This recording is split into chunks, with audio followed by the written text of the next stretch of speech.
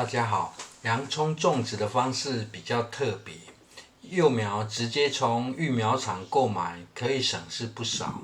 不过洋葱是喜凉的作物啦，这部影片目前比较适合南半球的观众朋友。而洋葱是不嗜水的作物，农家的家庭种植呢，通常是种在稻田旁或是加宽的田埂。而现在种植在环绕水池旁，土壤有先进行垫高，表面虽然看起来是疏松的土壤，实际上这下方有先埋下水池清淤的黑淤泥与大坪。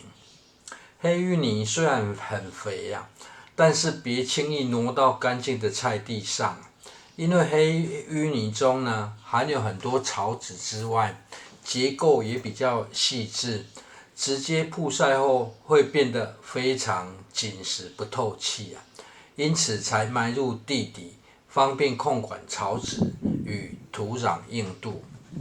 影片一开始本想挑战拍摄错误示范的影片不过只移植一两株幼苗就放弃了。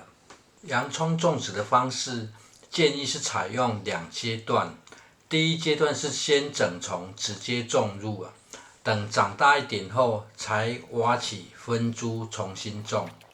而由于去年到11月还有台风，因此再次移植的时间也就比较晚。全部挖出后，顺道再次松土与整地由于洋葱结球时是在土壤表面上，因此种植时反而是要先将土壤浇湿，等水吃进土里后才进行分株移植。在进行移植时，只需要将细根浅浅压入土里，若是已经出现球茎，更要避免将整个球茎压入土里，这是最重要的部分。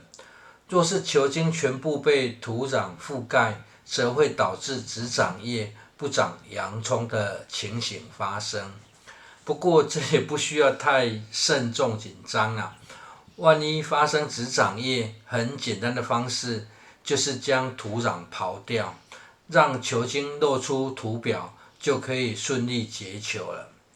而移植过程的重点在于将细根系浅压入土里，不用在意植株是否可以笔直站立因为向光性的缘故，洋葱的叶片会自动往上长。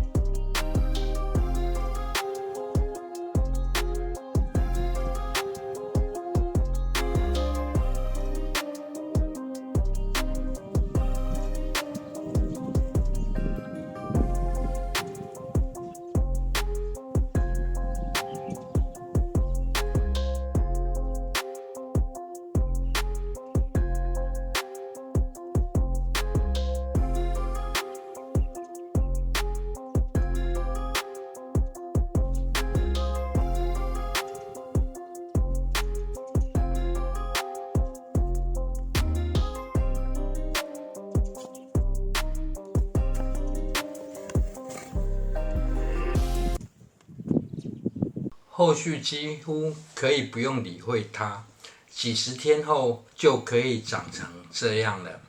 而第一批比较早种植在高地的洋葱，因为担心过于潮湿，也是有将土壤略微垫高。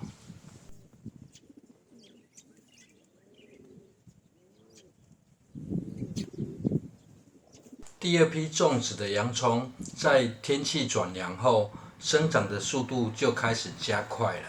虽然就种植在水池旁，除非是想要种成大大憨憨的洋葱，不然浇水的频率2个星期浇一次就很够了。这样种出来的洋葱味道会比较浓，炒热后吃起来却会很甜啊。若是种植的场地属于比较湿黏，过程中除草就算是很好的松土帮助了，不用特别再进行松土。洋葱的结构既像青葱也像蒜头，叶片像蒜头是扁叶，不像青葱是圆叶啊。但是叶片却跟青葱一样有充气的感觉，蒜头则没有。很多特性呢，感觉很像是青葱与蒜头的中间产物啊。最后，这已经很接近采收期，此时千万就别再浇水。目前希望是跟蒜头一样，等叶片干掉并自行断根，这样采收起来会特别轻松。当叶片开始枯萎后，就可以开始采收。